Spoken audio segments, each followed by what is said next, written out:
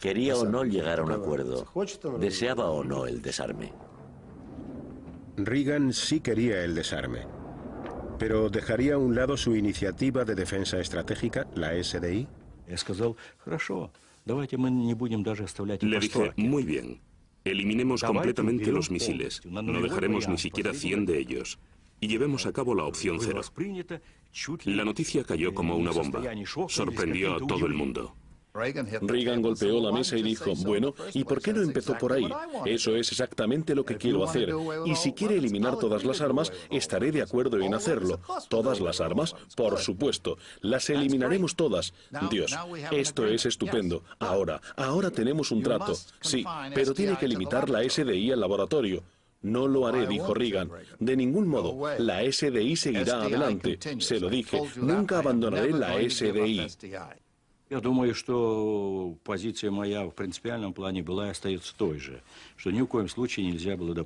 Creo que mi primera postura era y sigue siendo la misma. La carrera de armamentos nucleares nunca debería llegar al espacio.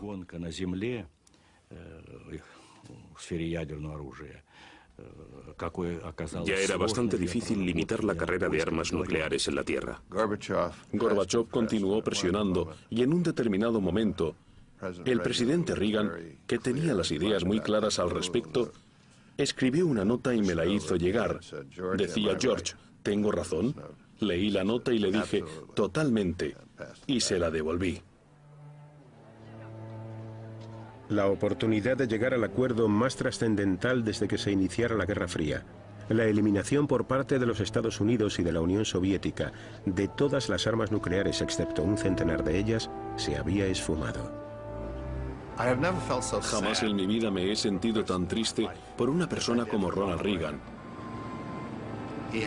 Había pasado allí 2 días.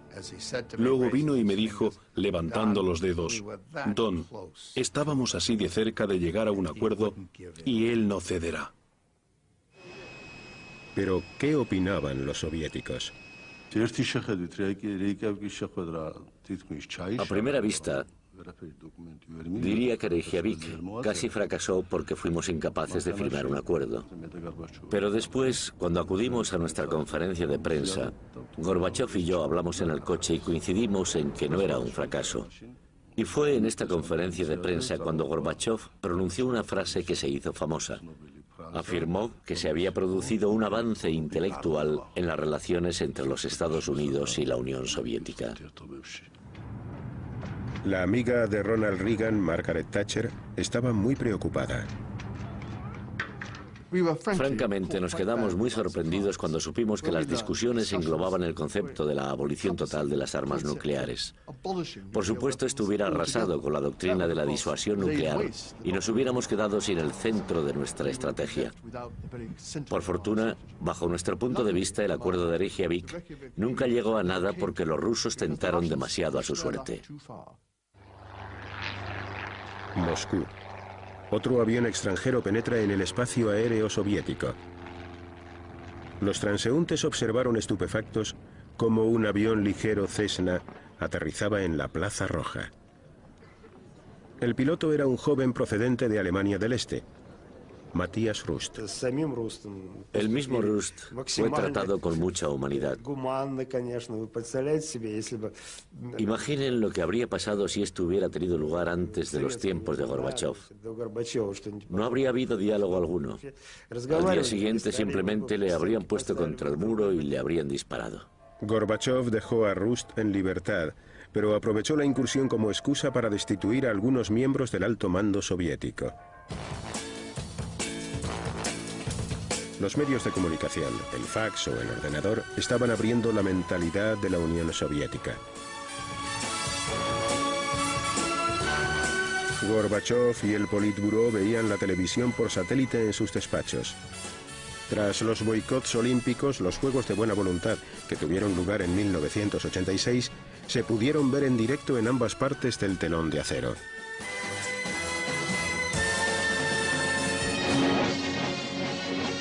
La televisión soviética estaba cambiando y se arriesgó a emitir un debate en directo con Margaret Thatcher. So don't you think that the concept of nuclear deterrence, in fact, invites the side that believes in it to use the nuclear weapons in the end, just to prove this threat from time to time? Isn't a policy of conventional weapons, with the terrible bombs raining down, with the missiles, with the aircraft, with the submarines, with the torpedoes, with the tanks, with chemical weapons, isn't that based on the possibility of threat?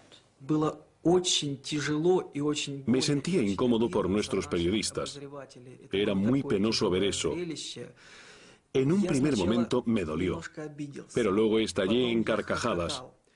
Fue en aquella ocasión cuando Thatcher ganó tantos admiradores.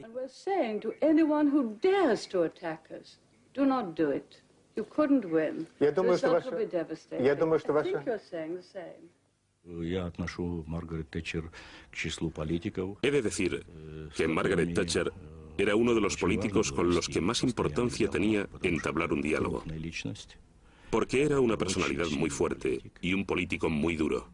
Y a pesar de que en todas las reuniones que celebrábamos siempre discutíamos con ella, ambos respetábamos la postura del otro. La política de glasnost de Gorbachov sacó a la luz la cultura pop.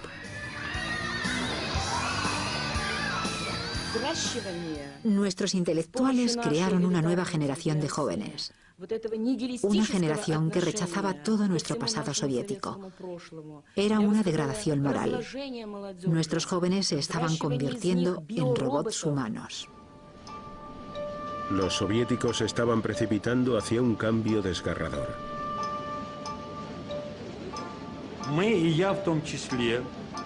A finales de 1987 estábamos especialmente preocupados.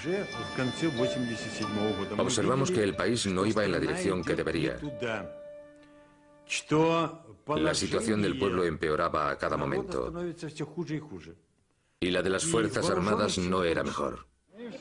Gorbachov reaccionó a la creciente oposición siguiendo adelante con planes para reformar el Partido Comunista. И все-таки все то, что мы развернули через реформу, через демократию вот эту, через советы, через трудовые коллективы, через вот эти вещи все, включения, вот это только путь. К этому надо. Там уже вы, власть в натуре будете держать. El mayor logro de las políticas de Gorbachov fue que, en el espacio de 1 o 2 años, hizo desaparecer el miedo como por arte de magia.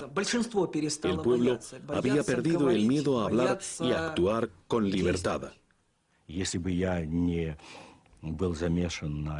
Si no hubiera fomentado las reformas, si no hubiera tratado de permitir que la gente respirara con libertad, si no hubiera tratado de abrir la puerta a la glasnost y a la democracia, de estimular a la sociedad, de conseguir que pensara y actuara, probablemente hoy aún estaría en mi sillón de secretario general. Podría haber permanecido allí mucho tiempo, porque todavía soy bastante joven.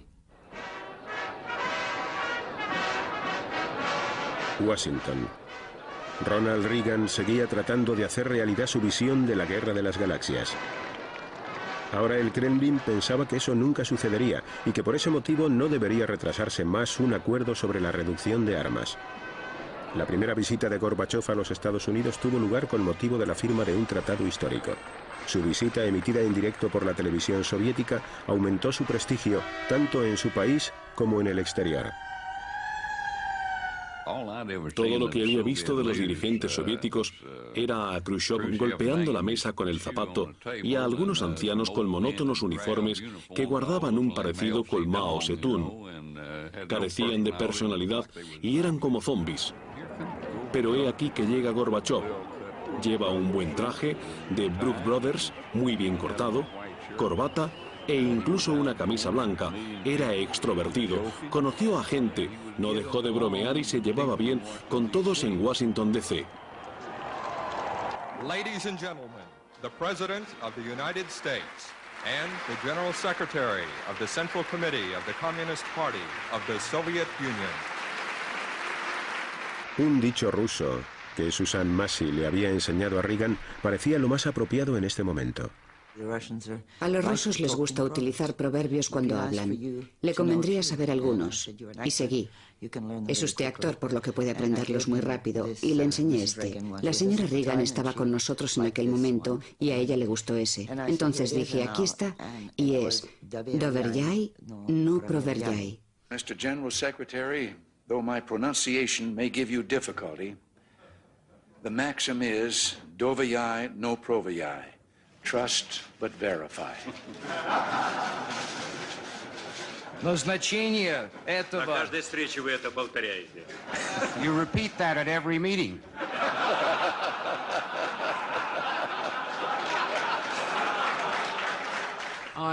No conozco en los Estados Unidos a nadie con una talla de líder que en aquellos días hubiera avanzado como lo hizo Reagan para comprometer a Gorbachov, para comprometer a la Alianza Occidental, para dirigir verdaderamente a la Alianza Occidental y para conducirnos a través de lo que se convirtió, por supuesto, en un periodo de introducción al final de la Guerra Fría muy constructivo.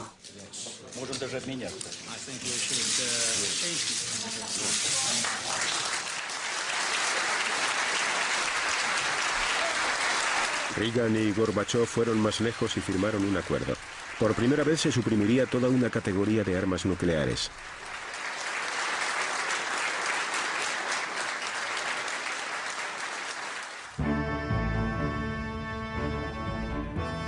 Ante las cámaras de todo el mundo, los estadounidenses destruyeron sus misiles Pershing y de crucero.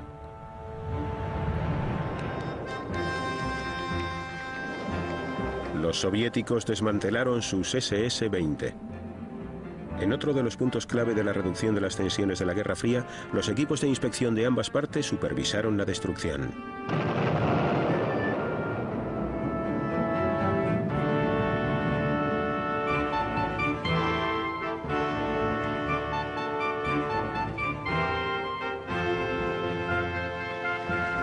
En su último año como presidente, Ronald Reagan realizó su primera visita al Kremlin.